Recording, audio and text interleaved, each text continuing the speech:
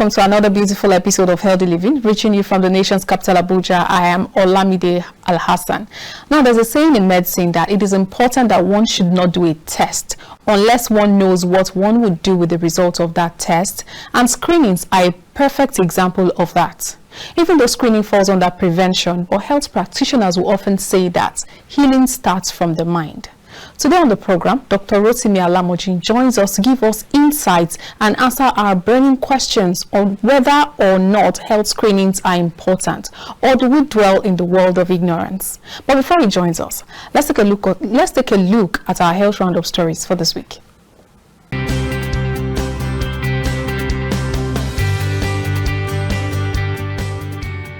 The Federal Ministry of Water Resources and Sanitation has marked this year's World Water Day with activities to aid water access and sanitation in Nigeria. The commemoration kicked off with a road walk to create awareness on the extent to which water resources development is said to contribute to economic productivity and social well-being.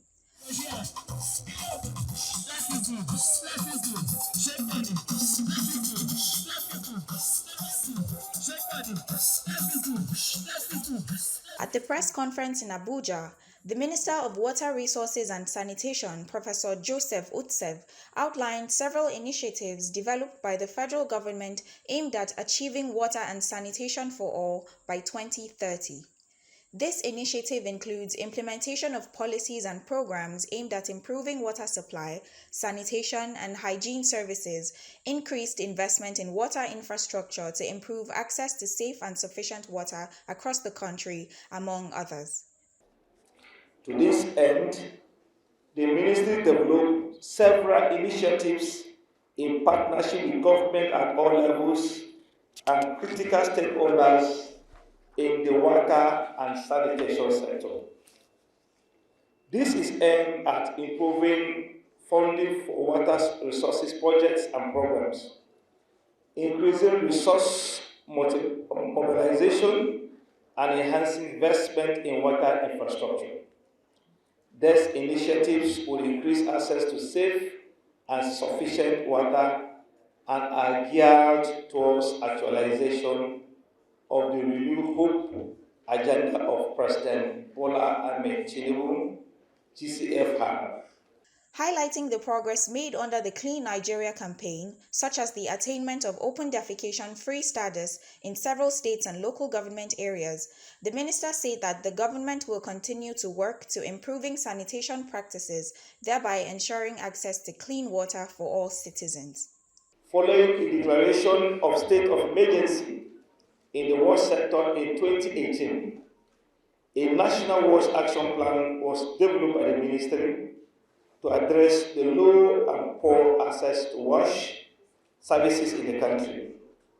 So far, the ministry has constructed 6,761 water schemes in the urban, semi-urban, and rural areas of the country, with water supply needs of about 32 million people.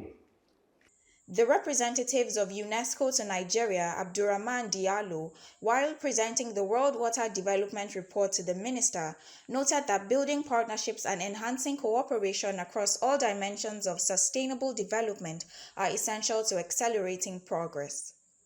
The 2024 World Water Report is titled Water for Prosperity and Peace, and this report describes how developing and maintaining a secure and equitable water future underpins prosperity and peace for all, and how poverty and inequality, social tensions, and conflict can amplify water insecurity. Other stakeholders also laid emphasis on the importance of access to clean and accessible water for all citizens. We will no longer complain as the Nigerian youth. We will no longer complain. But there's need for action. They said action speaks louder than words. We use our legal rights to ensure there's water, potable water, for every Nigerian. Thank you. We also use our legal rights to ensure there's quality food at an affordable cost for all Nigerians. Through this industry, water and renewable energy, we will be creating not less than 50 million jobs within the industry alone. The theme for this year's World Water Day, Water for Peace, with only 24 out of 153 countries that have established water sharing agreements, the United Nations has maintained that to mitigate potential conflicts and guarantee access to basic water needs across borders, it is imperative for water conservation. Non-communicable diseases, NCDs, including cancers, have emerged as one of the fastest growing disease burdens in the country. The Coordinating Minister of Health and Social Welfare, Professor Ali Pate, at the signing of a Memorandum of Understanding with the Nigeria Sovereign Investment Authority, said that Nigeria is positioned to end the tragic stories of thousands of Nigerians who struggle to access cancer care. The minister revealed that the direct procurement strategy resulted in nearly 30% cost savings, translating to approximately 10 billion naira in savings. This is really a great day because for 3.5, 4 years, this has not been able to be moved forward. And now we are moving forward. And NSIS, a fully government-owned entity, is coming in to work with us. And the teaching hospitals are very much in line with it. And we just move forward for the benefit of Nigerians. Our perspective is that so long as what we do is to serve Nigerians, I think we can do with anything that comes with it.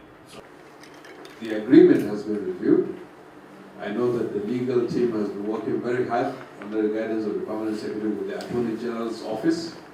And we have gotten the final clearance from the Attorney General's office to sign this project management agreement between the Federal Ministry of Health and the NSIA to execute that. The Managing Director, Nigeria Sovereign Investment Authority, Aminu Umar Sadiq, assured the success of the project within the next 18 to 24 months. We send our cancer patients sometimes to Maiduguri, from Jos to Maiduguri to access these services. And sometimes to Zaria or Abuja, but sometimes some of them break down and they're not available. And you see these patients and you can't help them. The strategy of achieving this, bringing in NSISI, is a masterpiece because we believe in that there will be sustainability in managing the 6 centers. Just like they've demonstrated in Luth, there's no need to reinvent the wheel. Going that way, we believe it will give value to the Nigerian government and to the Nigerian people under able leadership. And of course, that of the President, Bola Ahmed Tinubu, who has given approval for this. So we're grateful. Other directors also applauded the strategy of involving the authorities in managing the 6 oncology centers. Many Nigerians that are going to Ghana, that are going to UK, that are going to the US, they come to Luth at probably about 10% of the amount of money they're going to spend to treat cancer. And also particularly, we know that this wouldn't be possible if you don't have the backing of the president. This is huge, and I think we are not taking this lightly at all. And I think Nigerians need to know when everybody talks about cancer in Africa, they refer to you. Now we are taking it to another level, and that is the next level we need to go. It's meant to change the narrative of cancer in Nigeria. I think I also want to mention here the CHL program, which is still under the Office of the Preventive Minister of Health, which is ongoing. And we are happy that, like for my center, we got extra about 200 million naira there about for cancer patients, for breast cancer, cervical cancer, and then prostate cancer. These are all initiatives of the current administration. The signing of the MOU aligns with President Bola Tinubu's directive to upgrade the 6 cancer centers across the country. The approach, leveraging NSIA's direct engagement with equipment manufacturers, promises greater efficiency and cost effectiveness.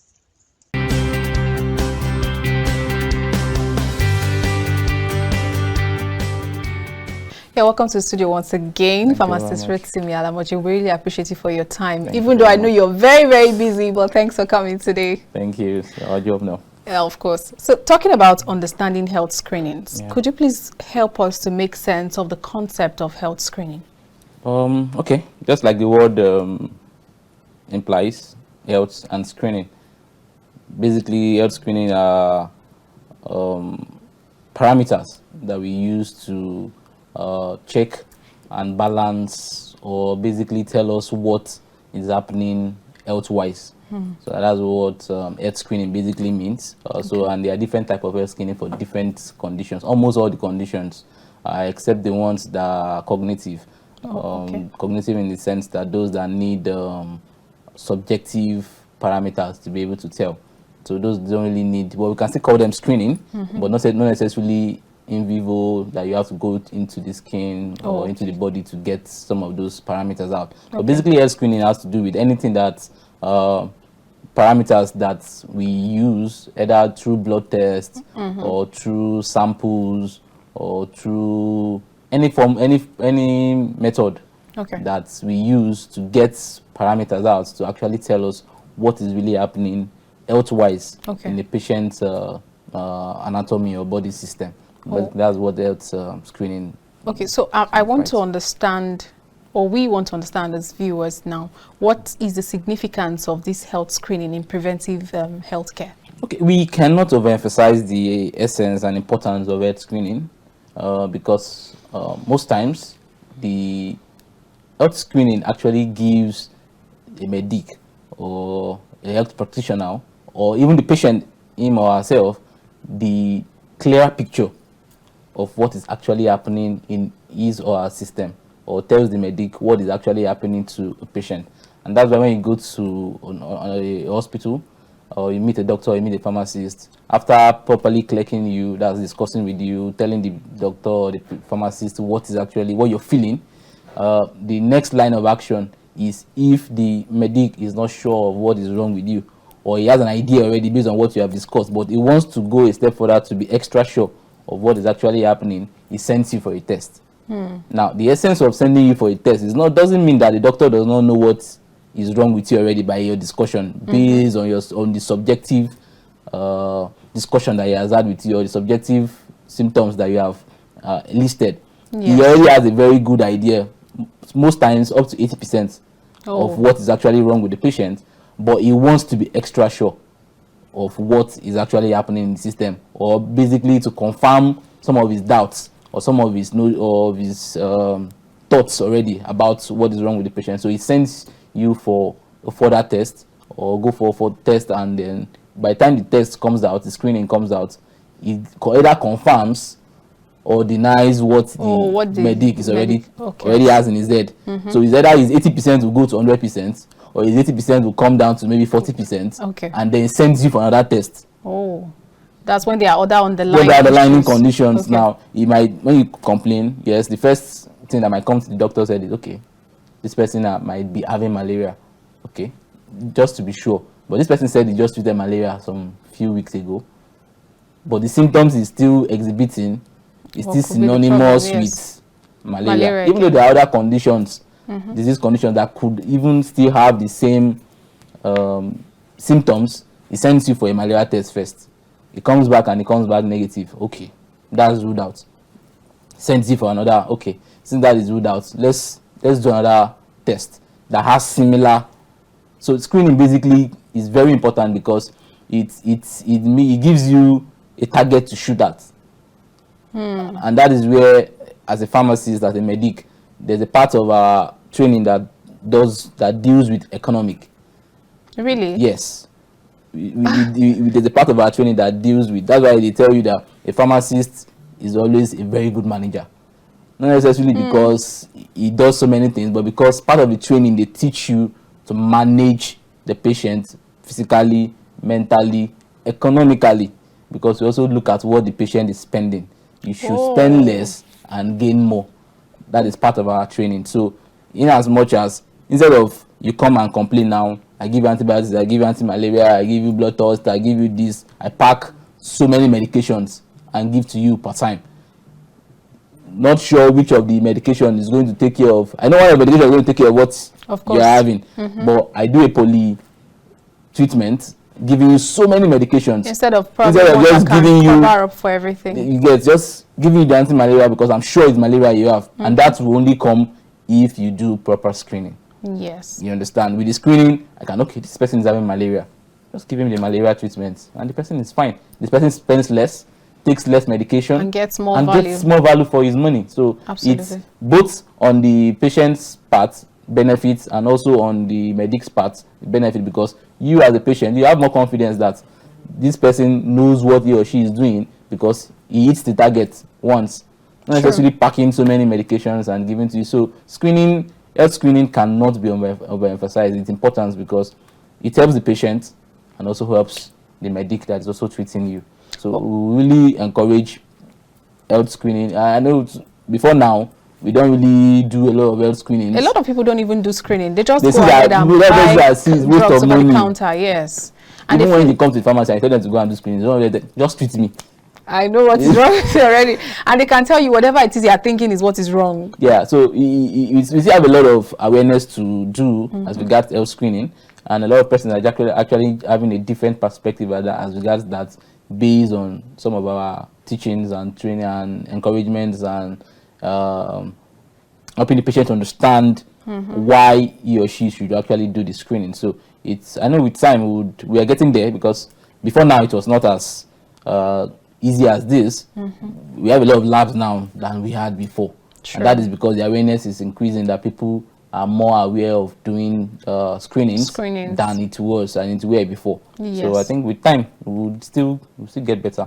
Okay, so what are some of the importance of, you know, screening when it comes to early detection of potential health issues?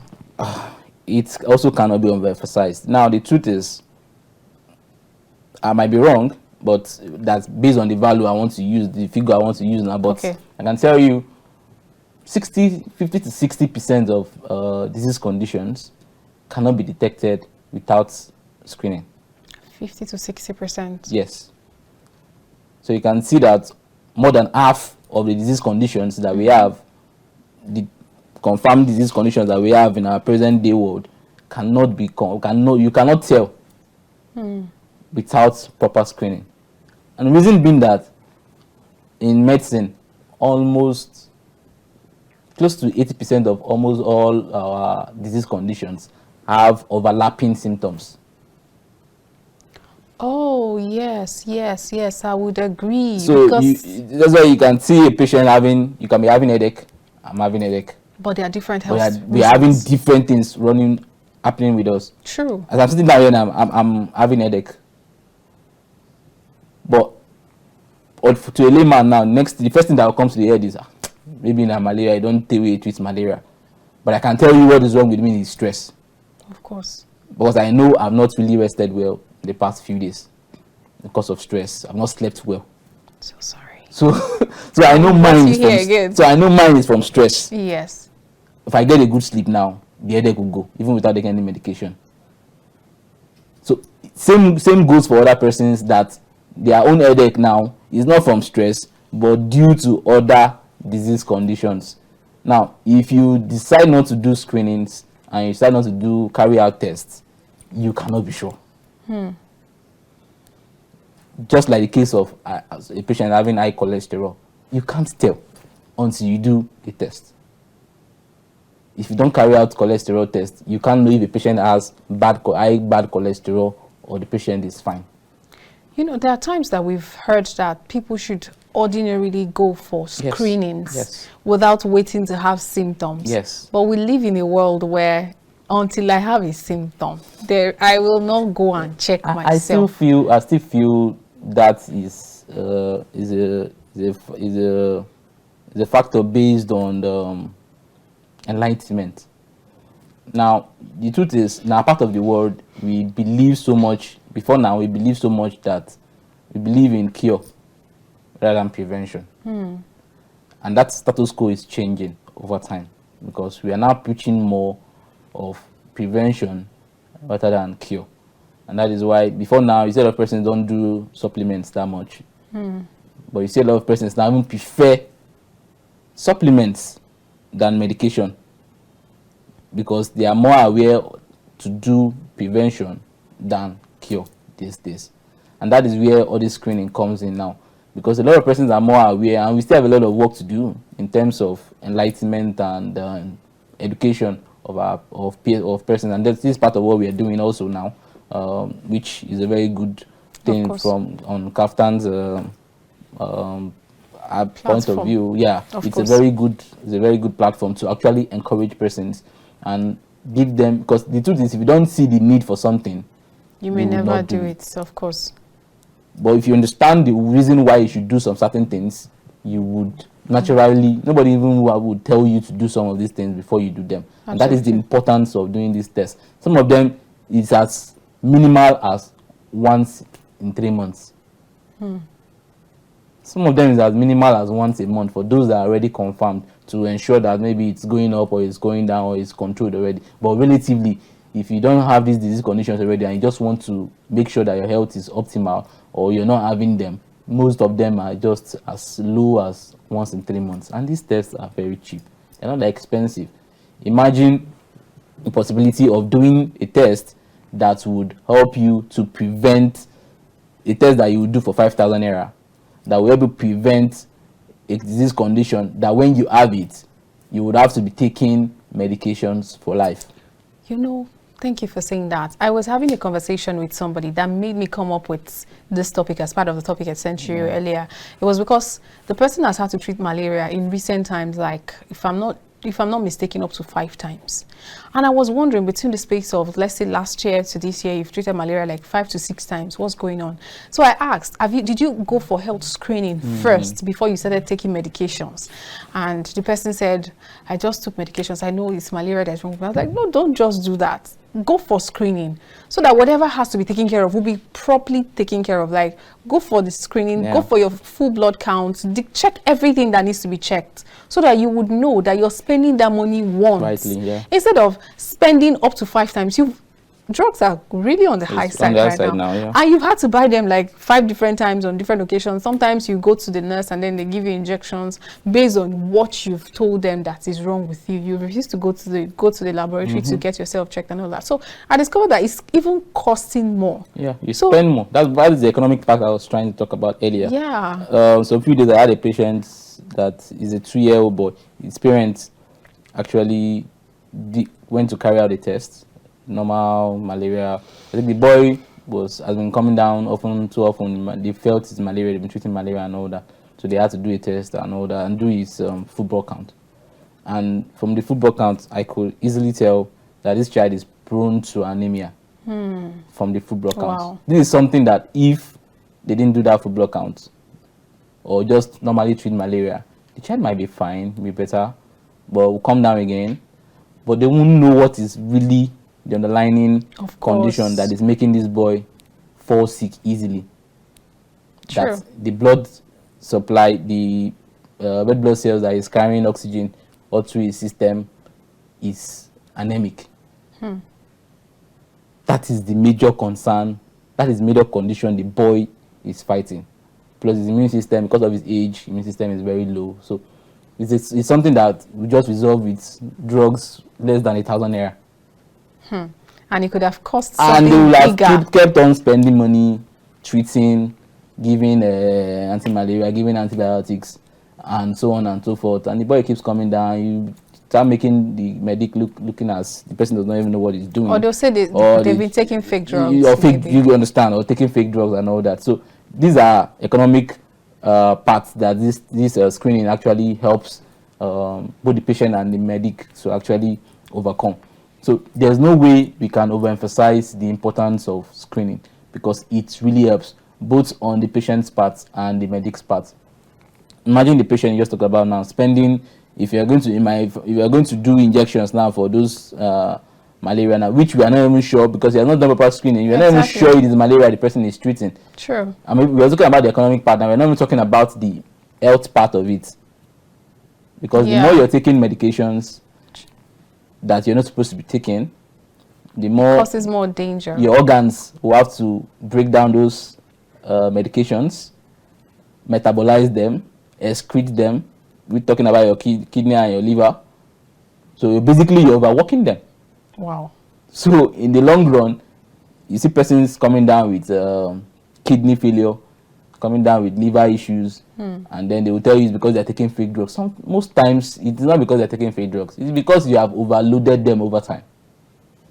True. Because of repeated medications, your body didn't even need, because you didn't do proper screening. So there's a lot of harms to it that tells how important it is to actually do screening. So it gives you the right target to shoot at, and then you shoot and you meet it and you're fine. I have a very strong feeling somebody at home is already making a pledge, like after watching this program, I am going to the hospital to check myself from A to Z. Are you one of them? All right, so what are the types of health screenings that are available, health screening and tests that are available that people can just, go for? Because I believe somebody is thinking what I'm thinking right now, that I want to go and start checking myself. So what are the tests, screenings, health screenings available and tests? Okay, there are basically a lot of health screening. I know you mentioned that there are types earlier, so there are so many of them. Types? Almost all disease conditions have health screening parameters that you can do to actually, but the regular ones that people do, that we encourage people to do because their disease conditions are more prevalent. Okay. If you're in our part of the world, one of them is malaria and typhoid, which we highly encourage persons, before you take medications, do these 2 tests. We know we are prone because of our endemic region, West Africa. We're endemic for malaria, yes, but still do those tests. It gives you a proper idea, because it is not, in our part of the world now, it's not even just about treating the malaria. Like I tell persons, most of my patients, when they go and do the test, I tell them, it is not even doing it. It is about knowing the amount of parasite load. Oh. Yes, in your system. And that is why you have a lot of relapse. Because you see a patient, it comes to just complaints. Yes, your complaint is synonymous with malaria, but how am I sure it's a +1? How am I sure it's a +2? How do I know it's a +3? Okay, now I understand. If you don't do the test. Okay, I understand that. And those parameters will also help me to know the kind of medication to give to you, because there are also different types of anti-malarials. There are the mild ones, there are the stronger ones, there are the ones that the regular artemether lumefantrine is the regular ones. We have the conversion of the artemether lumefantrine, the active form, which is the p-halaxins, the dihydros. So it gives a very good idea to the medic to know what type of medication to give to you, which will take care of it once. It's just you're having a +2 or a +3 medication, and you are taking the regular anti-malaria. There's a possibility you will feel better, yes, but I can bet you in the next 2 weeks you'll be down again. Why? Because the medication you have taken, yes, it's for malaria. It has done its job, but it has not been able to take that parasite load to the minimum threshold that your immune system can handle. So with time, the parasite load that it has brought down, it's just like you have 1 million parasite load, and it has the anti-malaria you're taking. You're supposed to take the one that's supposed to bring it down to 500, because your immune system can handle the many 500 on its own without you feeling anything, and you still be fine. But the one you have taken has brought it down to 700 or 600. You'll be fine for that moment. Absolutely. But in the next few weeks, that parasite load that is down to 600, because your immune system cannot handle that, it will still go back up. Oh.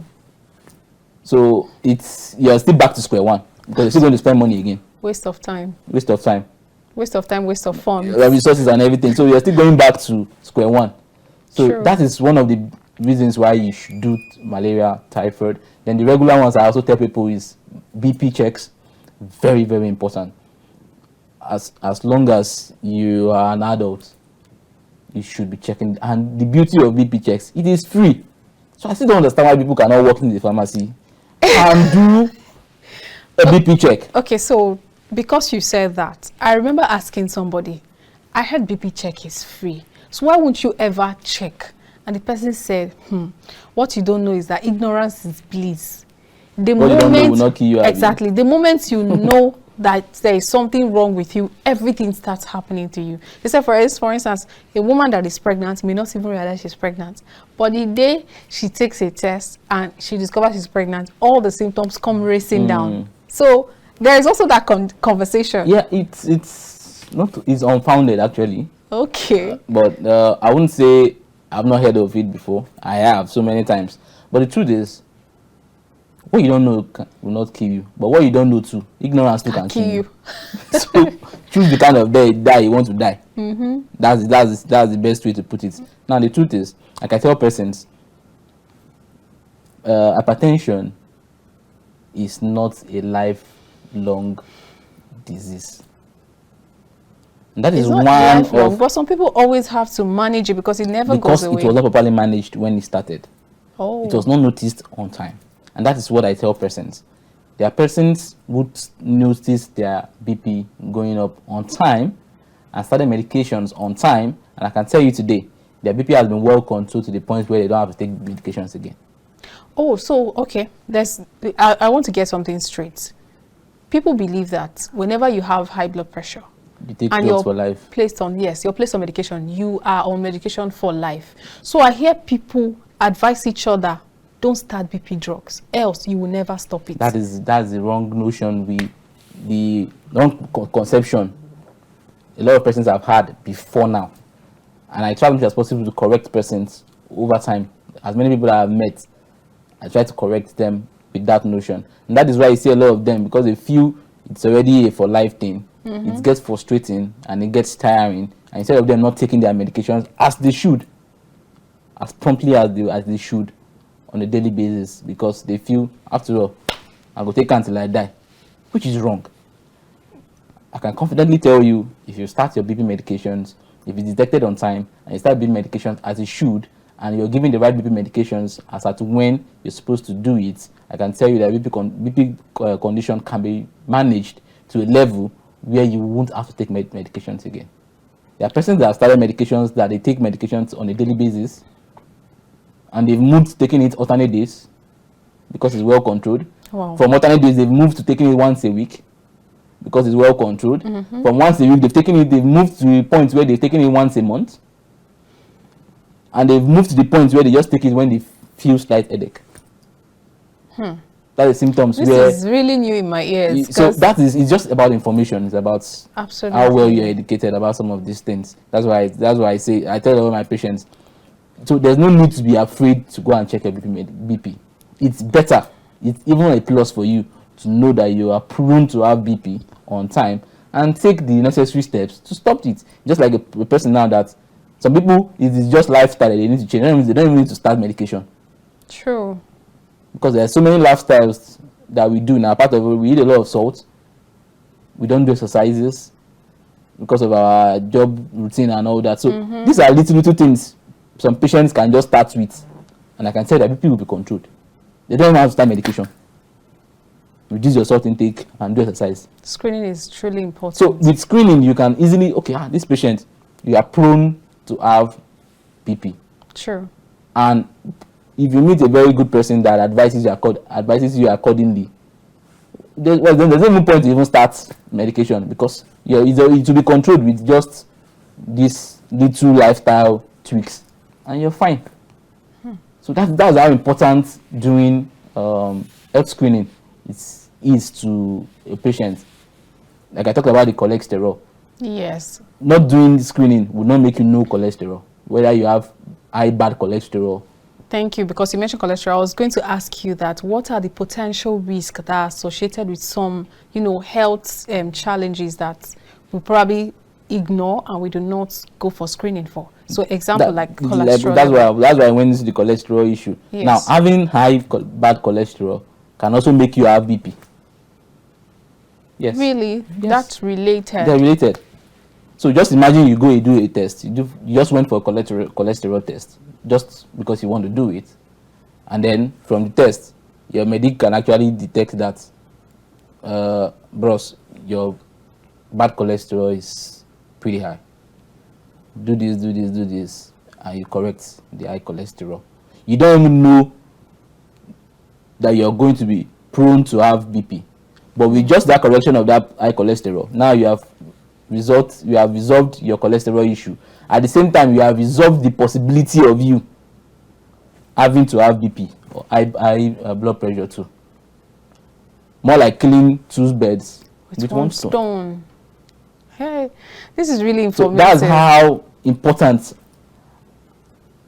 doing health screening is. Just with doing cholesterol, you have resolved cholesterol, which has all that conditions that come with zone on zone. Of course. You have resolved that, and you have also resolved BP with just one test. Because not taking care of your cholesterol over time will lead, whether you are prone to have BP before or not, because you have high cholesterol, you are prone to high BP, high blood pressure. Okay, so share with us the role of pharmacists, in guiding patients through to get to do their health screenings, because most times a lot of people don't know what to do. Yeah. For instance, someone might just wake up and be like, okay, I'm hearing this thing and I'm really interested in doing a screening, but they don't even know what to do. So what are the role of pharmacists, your kind of roles when it comes to advising patients and guiding them through the appropriate screenings? Okay, like we often say in our part of the world, when they're trying to educate us as pharmacists, they tell us you are more like the third point of call for patients. Okay. When the patient is first sick, the first place he will call is his friend. Alpha, see what thing they do me. His friend will first prescribe. Guy, go use when that thing do me, that's what I use this. Use them. So when the patient uses it and he's not feeling fine, Baba, this thing you give me, work. Visit that chemist today near your house first. They go give you something different. He goes to the chemist. The Baba there is there, which is not trained. Just add 1 or 2 to him to eat and give him. Just say sales attendant. So they give him something, concoct something and give to him. And he still takes that, he's not feeling better. That's when he now remembers, there's a professional somewhere close to the next street to my house. Might even go there, because this thing I'm not feeling better. That's when they remember that there's a pharmacy. Truly the third point of So when they come to you as a pharmacist, that tells you they've gone 2 places before they come to you. Now, doing that circle already has already indicated 2 things. 1, the patient is prone to resistance. So even if what they've given were wrong, but because they've given it for the wrong condition, you that know what you are doing now, if you don't do a test and you start medication, there's a tendency that you will look like you don't know what you're doing. Oh. Because the person that you're treating has already done rounds of medications. The possibility is that he's already resistant to. Even though you're giving the right medication now, the patient is already resistant to it. There's another thing I want to talk about in that aspect, but I'll let us go on this quick break. When we return, I'll bring you back to this and then ask my question. Yeah. Hi, viewers. I hope you're already getting educated and informed on this understanding of health screening. We'll be right back. To stay with us.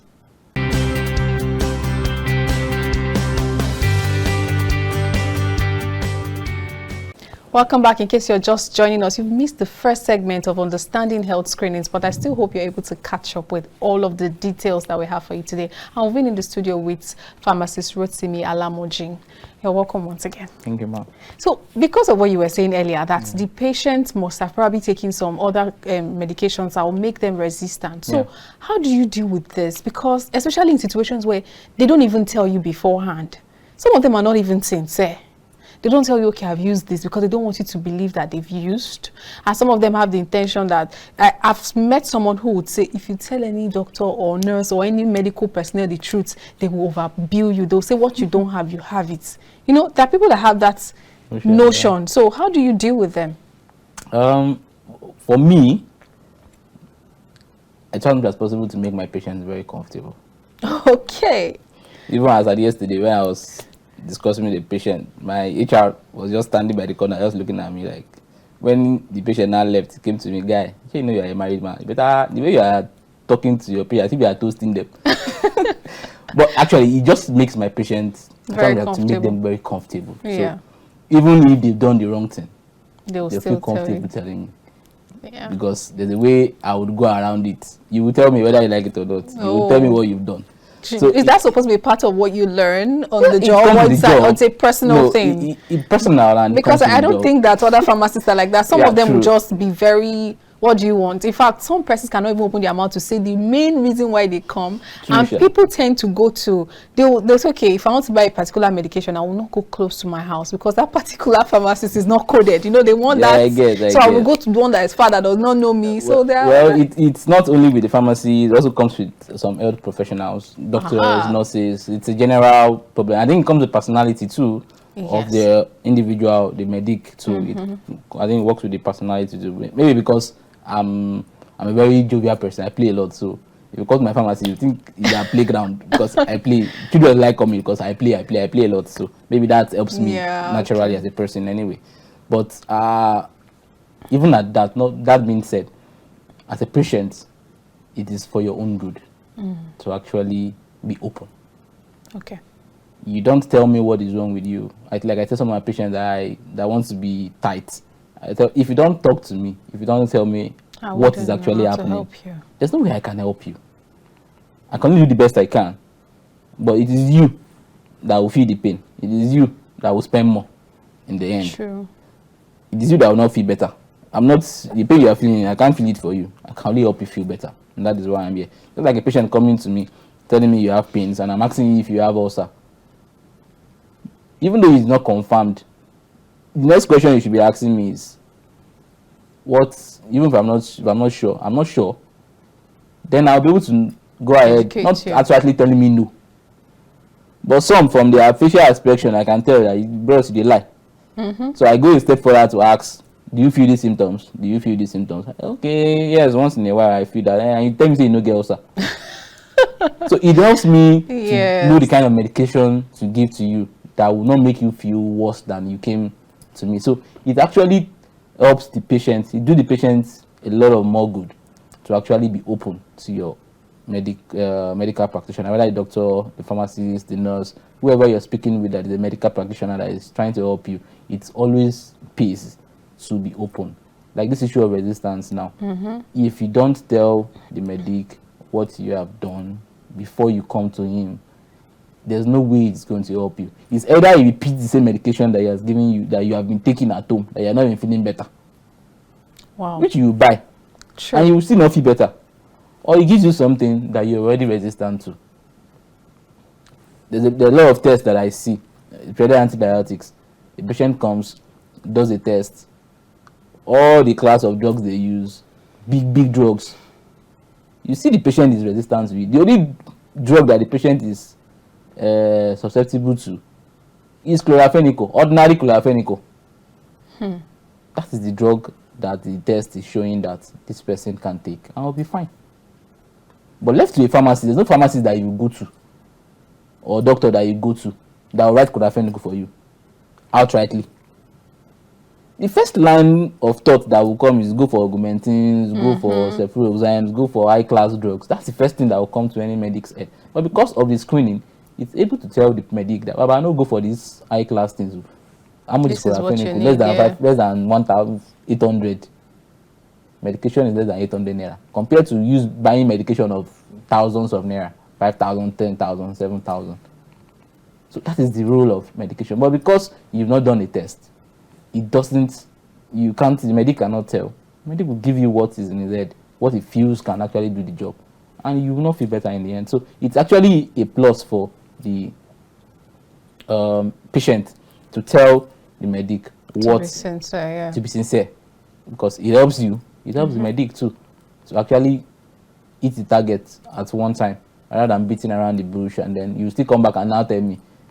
Because if you take that medication I give you at the end of the day and you don't feel better, by the time you come back the next time and complain, you will end up telling me what you took before I gave you that one. So what's the point? Why not just say it once? You know, I had to say this because I remember at some point when I was undergoing antenatal in the hospital, they'll tell us your medical history, and then tell us, have you ever had a miscarriage? Have you ever done this? Have you ever done that? You know, they'll ask you all of those questions, and some women will be like, consign them. Just not tell them anything. Consign them. They would still want to code a lot of things, and at the end of the day, some complications will get in the way, and they will, when they come to teach, they will always say, so person had complications because they did not tell us the truth. But it's always as though the first thing that people put in their head is, every time they ask you questions, because they want to look for new ways to get money from you. So don't tell them anything. It's not about new ways to get money from you. It's about knowing what to give to you and how best to help the patient.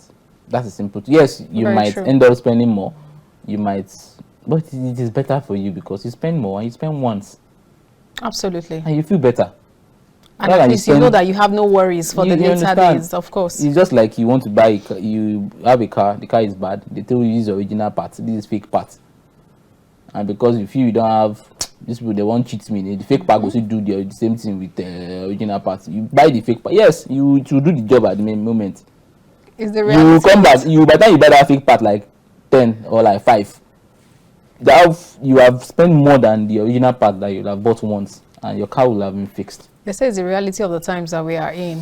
So let's talk about the age, category of those who should go for tests regularly. We have, we have from children to seniors. So who are those that should go for regular checkups, and from what age? Because I remember you're talking about a baby of 2-year-old. Some parents do not even feel like at 2, my baby should have already started going for general checkup. So from what age should people start considering booking themselves for general checkup? Basically, my personal opinion, I think from age 1, you should be doing at least, even if you're not going to do all the tests, 2 or football counts for your children. Okay. Football counts can tell a lot of, even without doing malaria, without doing typhoid test, just doing football counts can tell a well-enlightened medic what is wrong with your child. So whether or not the child has any health condition, they can just do football counts. Like this one now, the only thing that with that 2-year child I was telling you, just call the dad that he was running temperature during the day in school. That's all. Nothing, not like the child was down. It was just that he was running temperature. Teachers now, they have to the obligation to report to the parents whatever they notice during the day, so that the parents can take care of it if possible at home. That's all they noticed. Not that the child was down, not that the child was sick. Okay. It's just that, but just doing the football count has shown us something that will have happened later in the future. Who might have been more serious at that time. So that is how important just doing football counts is. So it can go as low as age 1. So just what do about football counts. The older age? There are so many tests. You can do your hepatitis. Those ones are regular tests that you do maybe once a year, hepatitis test, since you're not that exposed, because the hepatitis test is some of the hepatitis C. But if you have taken vaccine, I feel like you're safe. Yes, you're safe to some extent. That's why I said there are tests that you can do once in 5 years, once in 3 years, once in 2 years, once a year, if you know you're not exposed to, because that you have taken a vaccine is not a yardstick, it's not a guarantee that you will not come down with those things. The only purpose of vaccines is that when it comes, the possibility that it comes, it will not, if it's going to knock you down 100%, for somebody that's not taking a vaccine, you that's taking a vaccine is going to knock you down 50%. 50% cannot kill you, unlike a person that is knocking down 100%. That's the purpose of vaccines. So it's not like vaccines are guarantees that once you take a vaccine, you will not have those things. That's why one of my church members, that the child was having chicken pox. I was like, but this child don't take vaccine. He has taken vaccine. Yes, that's why it's not breaking him down. Yes. It's not this bad. It's just small that you are seeing. Yes, that's the essence of the vaccine. Not that because you are taking vaccine, that means you will not have it throughout his life. You understand? So that's the point of vaccine. So even as much as you are taking vaccines for some of these medications, for some of these disease conditions, it's still essential that you do the test. Carry out the test, even just once in a blue moon. Just for your own record. Just for your own, just want to know. And this, funny enough, most of these tests are cheap. That's the part that baffles me, why people don't want to do I was going to tests. say that I was going to look at some of the barriers that make people not want to do tests, because we know that these times that we are now, it is no news that there's an economic downturn and people are already screaming. People can even barely get a meal to eat per day. So telling them to go and do a test might seem like off the radar for them. But what other, aside finances, what other barriers do you think stops people from doing health check? Especially as the practitioner that you are, you've met a couple of them and you know some of the reasons why they are running away from some of these things. I think most importantly, apart from the financial aspect of it, is ignorance. A lot of persons do not know why they should do some of these tests and if they should do some of these tests. Not necessarily because of the money. I can tell, like they do say in our sector, if it happen finish, patient go bring money. No, it's the truth now. True. There's no way you have a patient in the hospital. Nobody wants anybody to die. True. If it happens and the patient is in the hospital, the money to treat the patient will come out.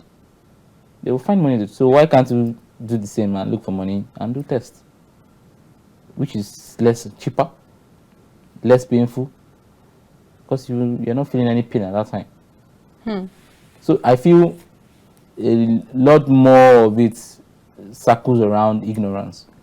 A lot of persons do not see why they should do some of these tests because they don't understand the reason and the logic behind doing some of these things. Like we were discussing about BP now. A lot of persons, I still correct a lot of persons on a daily basis in my place because every person have a very long notion about BP, blood pressure.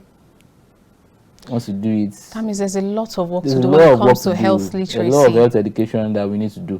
A lot of persons, and that is why at every opportunity I get to talk to patients in my little circle, I try to educate. That's why I talk too much. But it is something I have passion for, so I try as possible to educate and re-educate and educate and reorientate and all that. So I see a larger chunk of it boils down to ignorance.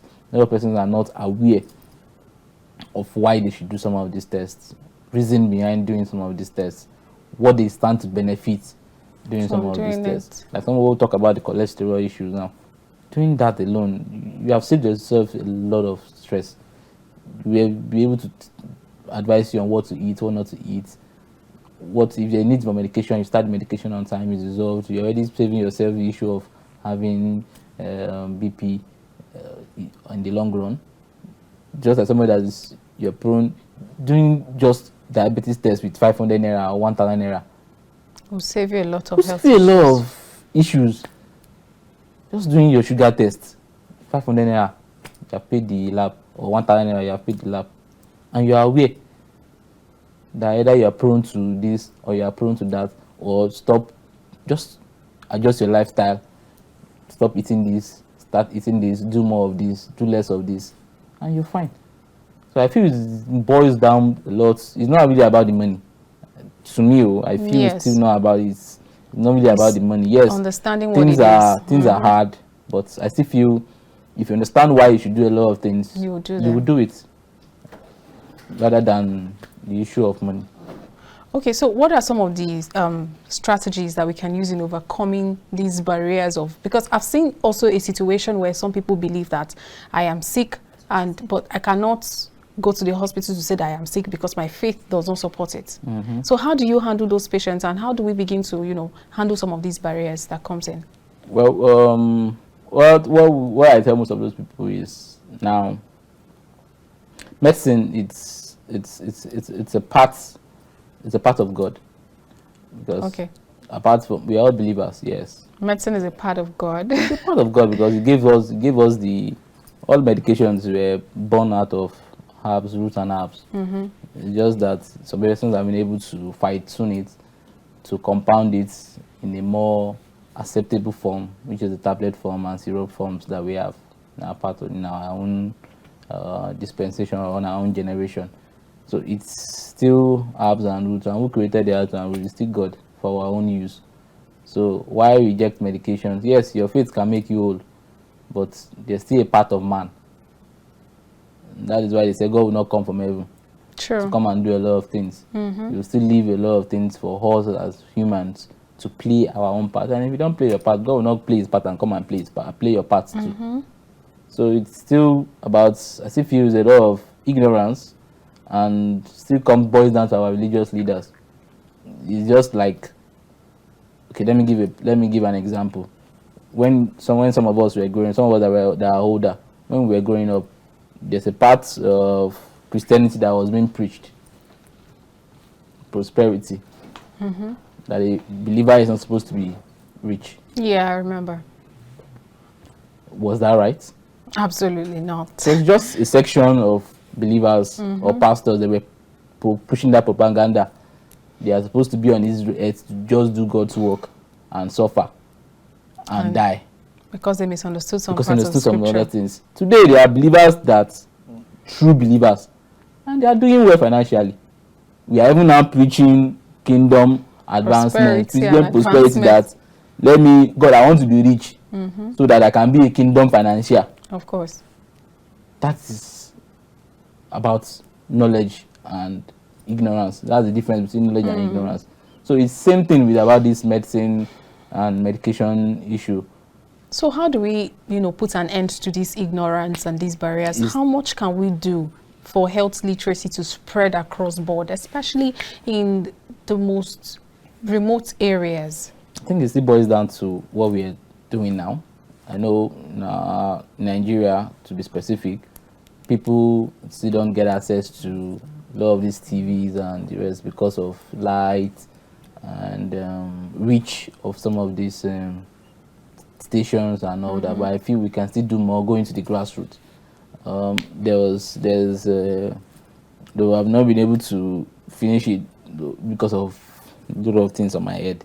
In my state, I'm from Kogi State, so I was trying to do 21. We have 21 local governments. Okay. Adult outreach for all the 21 local governments, to be sponsored by the Kogi State government and all that. But I've not been able to finish it because of a lot of things that take my time away from it. So such projects will actually help. Okay. Propagate, because those ones you get a one-on-one opportunity with the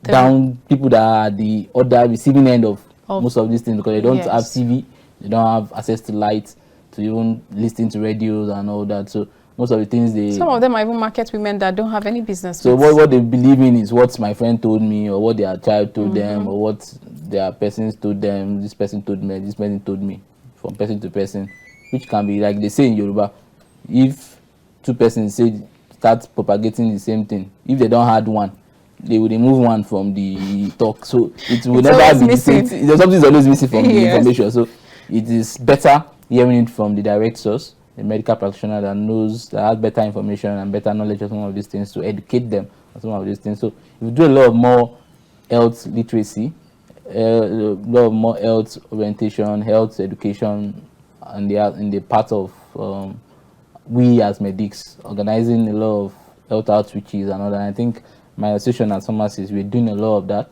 because almost every program that we do have, especially in Abuja here, the PSN, Pharmaceutical Society of Nigeria, we do a lot of outreaches and try as much as possible to educate either on one disease condition or the other, or on general health checks and all that. So we do a lot of that, but I still feel we can still do more, and because we still have a lot of places to get to. There's still a lot of persons, like you said, there's still a lot of outreach. There are also cases of social stigma, some of these things that makes people decide that, no, I'm not going for health screening. Because the moment for instance, someone who probably does not have HIV, did not know they have HIV/AIDS, and then they go for the test and discover they have. There are some clinics that they make it so open, and they don't even, I've seen a situation where a particular student actually, went for a D&C operation, and she lost a lot of blood and she was rushed into the hospital, but we didn't know what was wrong. We just brought her in and they were asking for blood, so we're trying to donate, and they're like, you people are even doing, one nurse was like, you people are trying to donate, do you even know it was so thing she went to do? It was, and amongst very young ones, as at that time, it was a big deal. It broke a lot of people, and mostly it's caused her to be stigmatized, like, for a very long time. It took her a big deal to get back into the academic session. It's part of the downside of our medical profession, because a lot of persons are not properly trained the way they should be trained, and so it gives, just like in my pharmacy, a patient comes in, see, when I finally prescribe a medication for the patients, and then patient leaves, my nurse comes to me and asks, "Fam, what's in do that? What's concern you?" If the patient wanted you to treat him, he would have met you in the first place. And he came to meet me because he wanted me to treat him. So why coming to me to ask? If you want to know about that medication, you go and read about it. Not come and ask me what that patient is treating. Sure. It's none of your business. So I think it comes with a lot of education. Our way a lot of persons, medics are educated, and the orientation about a lot of things. And also a part of the world where we take a lot of things for granted anyway. Nothing will happen. So honestly, I feel like if a lot of our medics would pay so much attention to the health and well-being of, their patients, maybe people will feel more comfortable. Because, for example, if you gave me a very good service when I came around, I'm likely to tell 10 other people to come. I'm likely to encourage them to come. As against when I get a bad service, I may tell 20 people. Of course. Because I think that's more like the rule of business. When you do well, they bring like 10 persons. When you do bad, they might even tell 50 persons. Exactly. They say bad news spreads really faster. But anyway, thank you very much for your time today. I want you to give our viewers your final words, your final advice to them when it comes to health screening. Like we said before, health screening is very, very important, and it cannot be overemphasized. For those that have the means to and the opportunity to do so, health screening is very key. Let's take it very important and try as much as possible to do your health screening. The important ones that you can lay your hands on, that you can afford, do them as often as you can. Even as low as once a month can save you a lot of stress, can save your life. Let me put it like that. Because a lot of health screening, as minimal as we look at them, as less important as we look at them, if you do them on time and you know them on time, you know your health status on time, it can save you a lot of stress and also make you spend less. True. Because I know a lot of us, we are more concerned about spending less. And maybe a lot of us need to get health insurance. I just remembered I was going to ask you about that. Maybe that helps, for regular checkups. It goes a long way. The problem with our health insurance in this part of our world is the enforcement is very poor. Okay. You go there now, you're under NHMO, and then when the chips are down, they tell you it's not covered, it's not covered, it's not covered, it's not covered, it's not covered. So how do you do about it? And there's nothing you can do about it. So the enforcement is a lot of, I know we still have a lot of challenges in our health sector, but I think we'll get there. But as individuals, let's do our own part. Like I said, the government will do their part. Do your part.